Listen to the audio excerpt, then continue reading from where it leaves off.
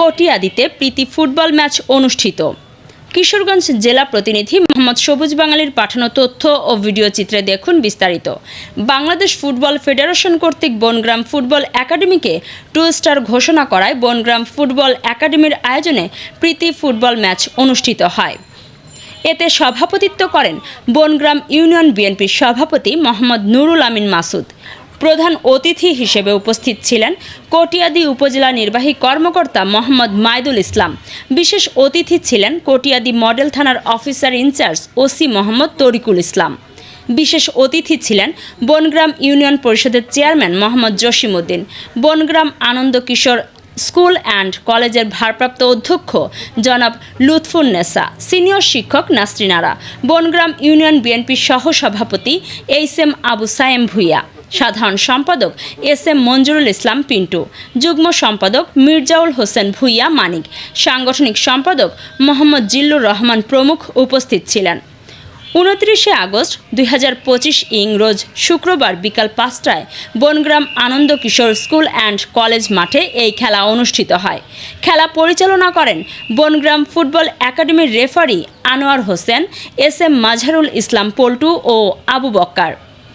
ধারাভাষ্য দেন সাংবাদিক মোহাম্মদ সবুজ বাঙালি ও আরাফাত রহমান আলিফ। খেলায় বক্তারা বনগ্রাম ফুটবল একাডেমি ও মাঠের উন্নয়নমূলক বিভিন্ন আলোচনা করেন। প্রীতি ফুটবল ম্যাচে আমাদের মাঝে উপস্থিত হয়েছেন আমাদের কঠিয়ার সাধারণ সম্পাদক এখানে উপস্থিত হয়েছেন তারা বাবু সাহেব ভুইয়া সহসভাপতি সিনিয়র সহসভাপতি এখানে উপস্থিত হয়েছেন সাধারণ সম্পাদক তারা মির্জাউল হোসেন ভুইয়া, এখানে উপস্থিত হয়েছেন সাধারণ সম্পাদক জনাব জিল্লুর রহমান মাসুদ সাহেব।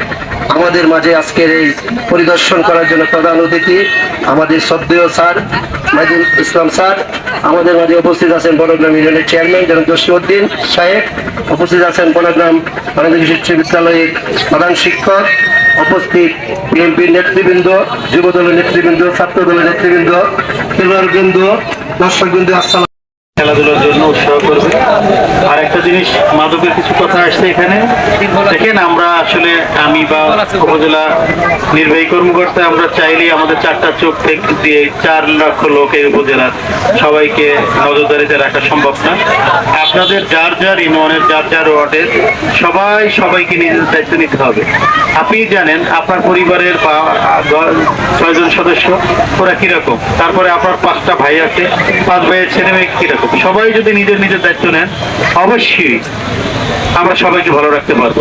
সর্বোপরি আমি আমাদের এখানে যারা বিভিন্ন স্কুল কলেজের শিক্ষকবৃন্দ আছেন তাদের দৃষ্টি আকর্ষণ করবো, আপনারা যখন যে শিক্ষক মহোদয়ের ক্লাস টিচার থাকেন প্রথমে যাতে ছেলে মেয়েদেরকে একটু 5 মিনিট মাদক, ইফটিজিং, যৌতুক এই বিষয়গুলো একটু ব্রিফ করবে ছেলে মেয়েদের, যে বাবা এগুলো ভালো না, এইগুলো থেকে দূরে থাকো, এগুলো ভবিষ্যৎ ভালো হয় না, ওদেরকে একটু ব্রিফ করবে।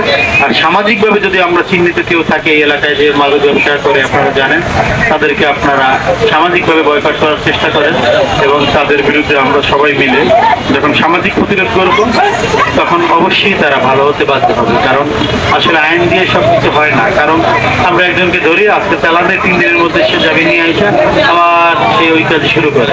সুতরাং তাদের এখন পারিবারিকভাবে সামাজিকভাবে আমাদের বর্জন করা উচিত, প্রতিরোধ করা উচিত। ধন্যবাদ সবাইকে। ভালো।